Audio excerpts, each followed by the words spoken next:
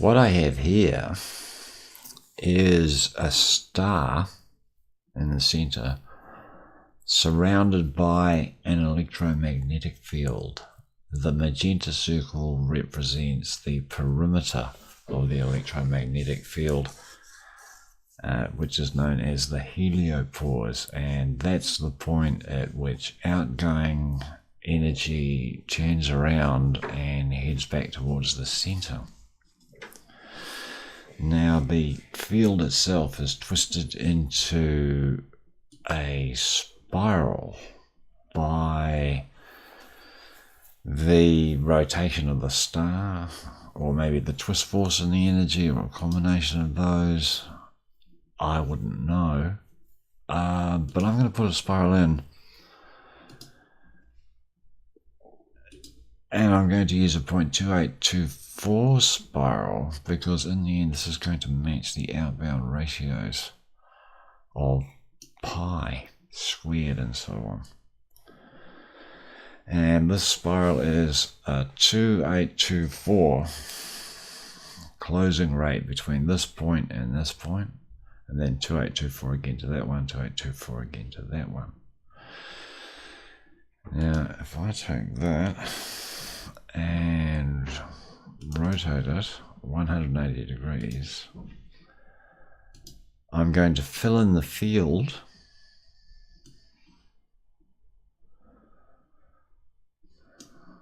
like so, and the closing rate is going to cut to the square root of 2824, which is 531 441 531 441 531 441. So that's starting to fill the field in.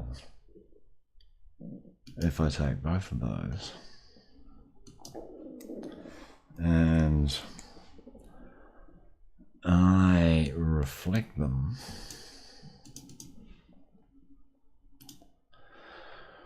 what I get is inbound and outbound spiral lines, because if you're going to travel in on one spiral like so,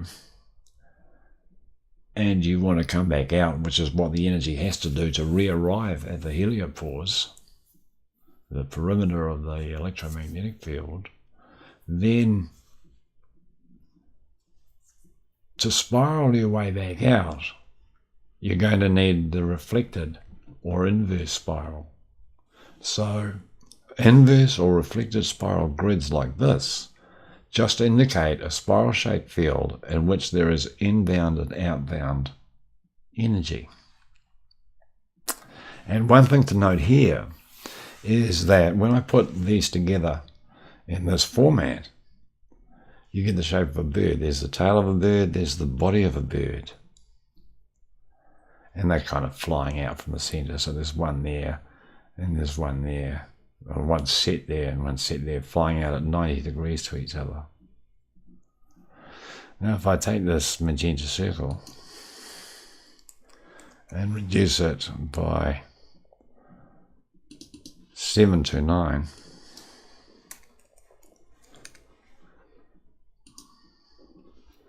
I'll hit those inverse points, and if I keep going,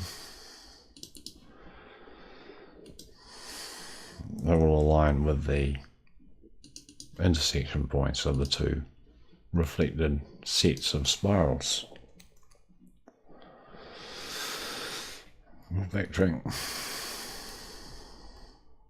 Now if I take the green spirals we've developed so far, and rotate them 90 degrees,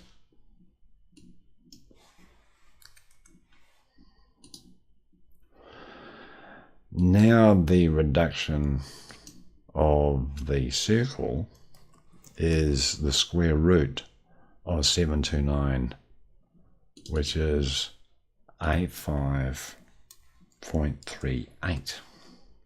So now it drops in at 8538. And if I was to put another 4 split evenly in there, it would drop by the square root of 8538, which is 9613. No, it's 924. That would be 924. So that whenever I double the number of spirals in the circle, I'm cutting the reducing rate to the square root. Okay.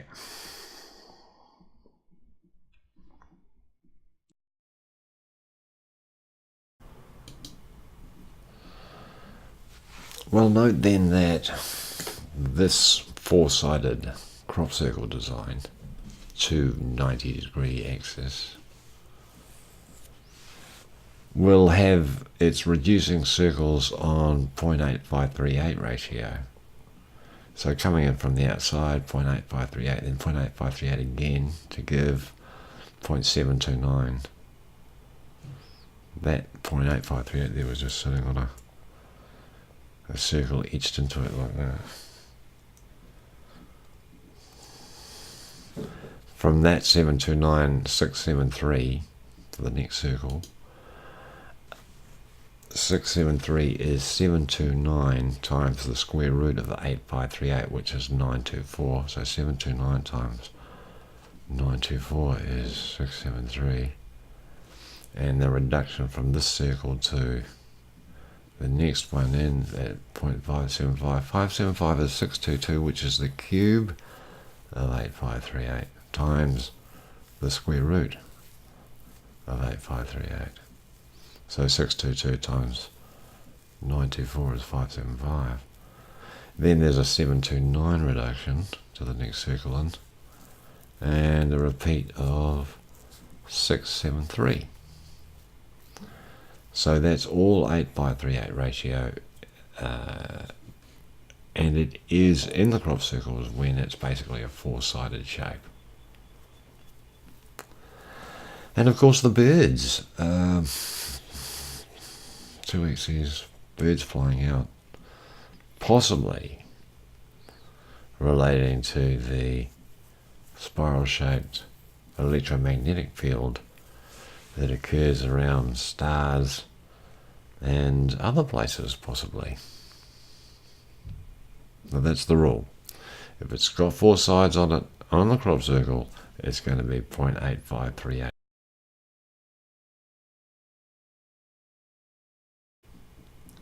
Well, okay, here we are back at the birds,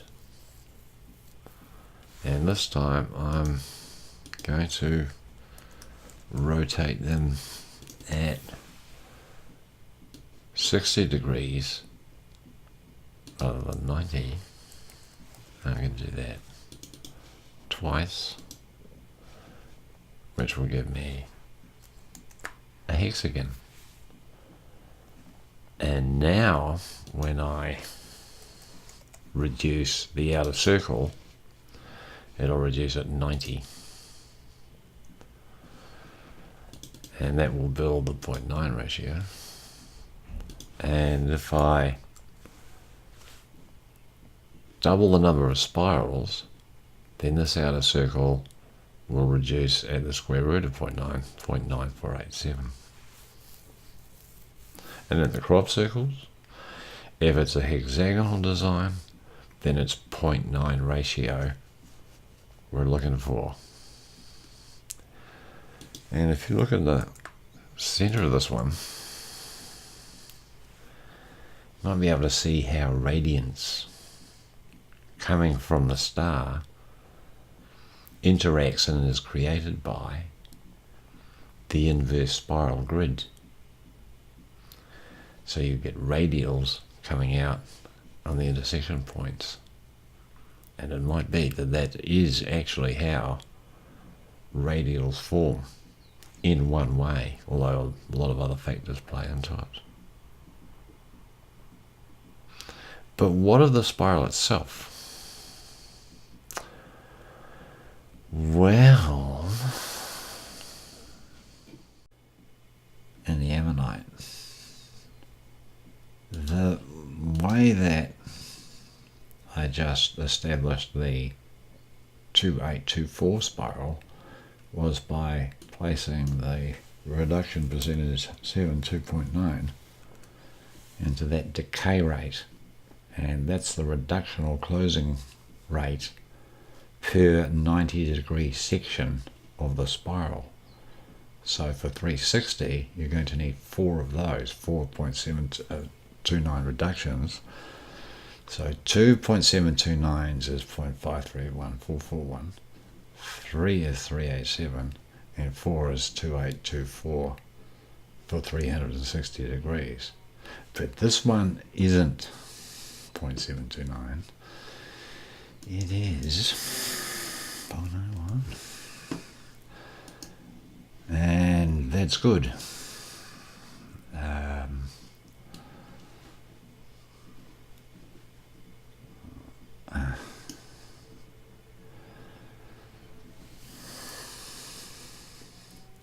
Because if it's 0.9 ratio, it can relate back to the hexagon, which we'll take as the energy matrix of the carbon atom, which has a hexagonal shape.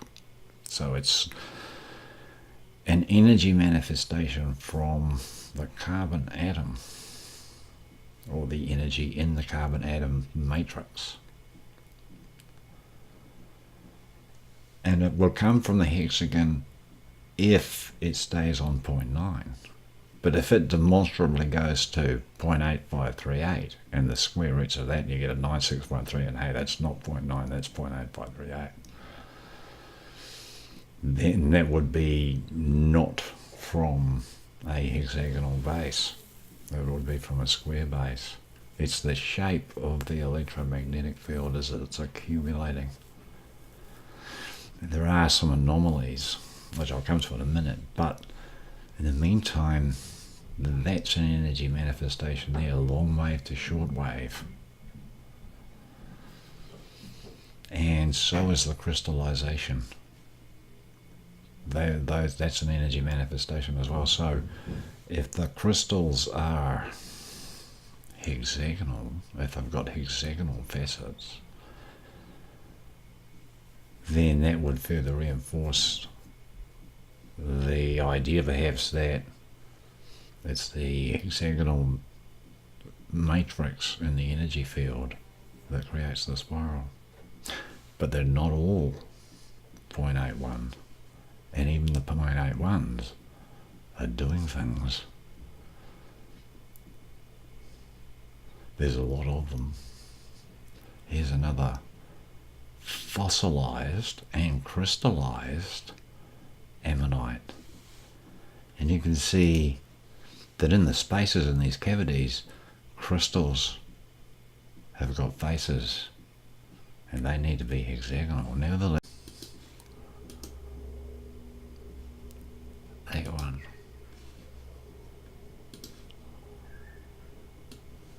Put that there. And you can see there's quite a big gap there. And that one, that's too big for there and too small for there. So it looks like that's not a match. But if I take that one